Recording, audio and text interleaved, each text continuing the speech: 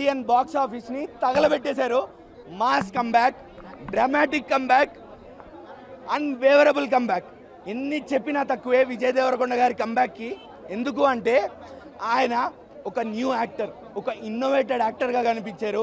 ఆయన body language అవని, ఆయన dialogue delivery అవని, ఆయన యాక్టింగ్ అవని, ప్రతిదీ కూడా టాప్ నాచ్. ప్రతిదీ కూడా ఎక్కడ ఎవడు వేలు పెట్టకుండా చేశారు.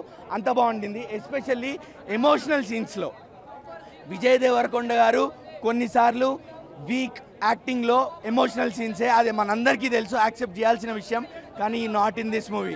గౌతమ్ తిన్ననూరి గారు, hats off for you, the way you handled Vijay Deverakonda and this movie. ఎందుకు అంటే ఒక లోలో ఉన్న మనిషి లైగర్ తర్వాత ఇంత టైం తీసుకొని వస్తున్నాడు.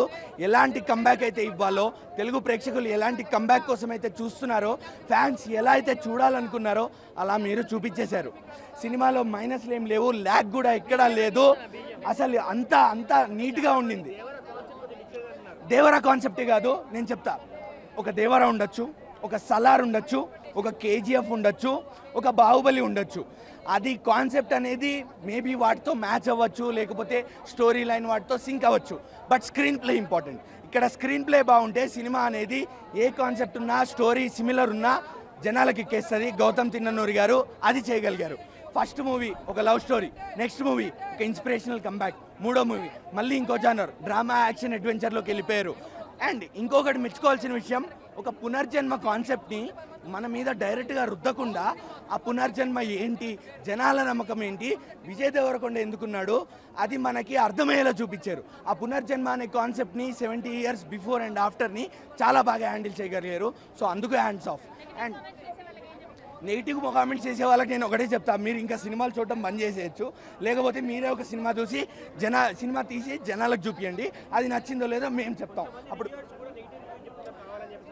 అది విజయ్ దేవరకొండ గారికి మేబీ స్టార్టింగ్ నుంచి ఉన్న నెగిటివిటీ వల్లమో ఏమో మరి, అది మనం స్టార్టింగ్ నుంచే చూస్తున్నాం.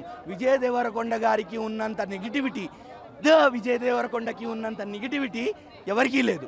అది ఎందుకు ఏంటి అనేది నాకు కూడా తెలియదు. జనాలు ఏం పగబెట్టుకున్నారో వాళ్ళకేం వస్తుందో, మేబీ పెయిడ్ రివ్యూస్ కూడా అయ్యి ఉండొచ్చు. సో రివ్యూస్, నెగిటివిటీ మాటలు నమ్మకుండా బ్లైండ్గా సినిమాకి వెళ్ళండి. One of the most anticipated సీక్వెల్స్లోకి కింగ్డమ్ కూడా చేరిపోయింది. కింగ్డమ్ 2 అవని, కింగ్డమ్ స్క్వేర్ అవని, మీరు టైటిల్ ఏదైనా పెట్టుకోండి. గౌతమ్ గారు, కింగ్డమ్ సెకండ్ పార్ట్ మీరు తీస్తున్నారు, మేము చూస్తున్నాము.